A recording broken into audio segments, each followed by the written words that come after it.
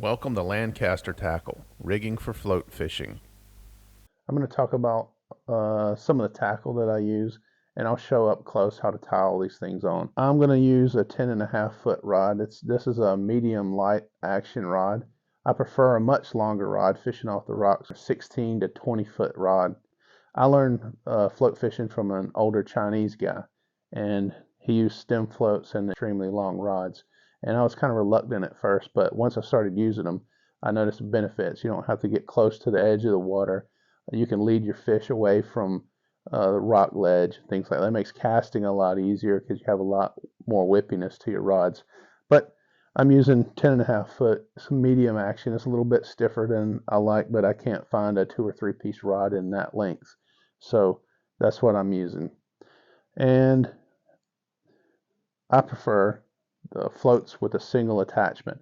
I don't really like the double eyelets on the floats because both ways they get hung up with debris a lot more. This, you cast it, it's more aerodynamic. You bring it through debris, it's much less likely to get hung up.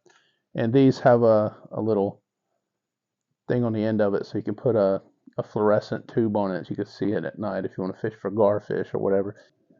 I'm going to put a float stopper on the main line, and then we're going to put the swivel. It's a snap swivel. It slides freely back and forth, and you can quickly snap on and off your floats to put them away, to stow them or whatever. Then another float stopper. I use one above and one below in case I break off my main line. I'm not quite as likely to lose the float, the slide, and all that.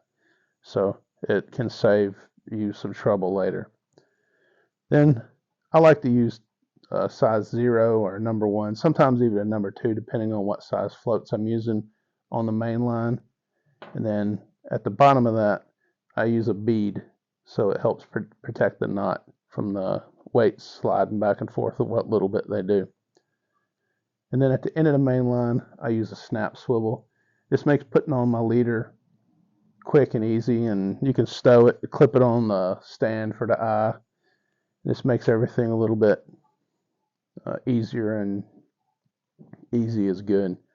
And I snap the leader onto this, and I'll use a couple of split shot, lead shot to get the bait down. I try to use as little weight on the leader as possible, but I want to get the bait down. I don't want it floating around with the float or any of the other tackle, but I'll show you up close how to tie the knots and get this stuff rigged up.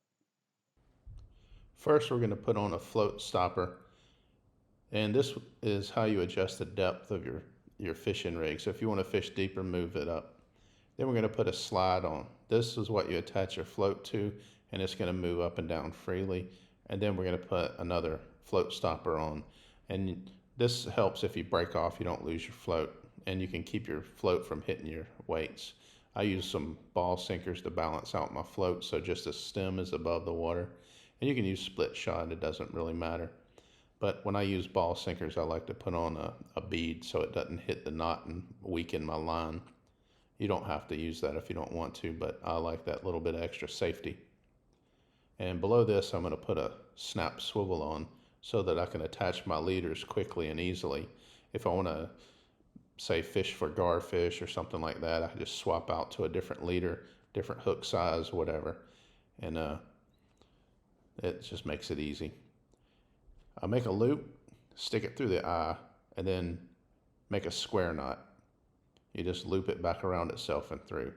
And then you're going to take your swivel or hook or whatever it might be and put it through that loop, pull it tight, and then trim off. I like to leave 2 or 3 millimeters of line. And next we're just going to snap on our float, and you're going to snap on a leader. I like to use just a couple of small split shot for a more natural presentation, especially for Luderick. I find I get more bites when I fish with lighter weights and leader. You can find these floats, the float slides, and the stoppers at landcaster.com.au.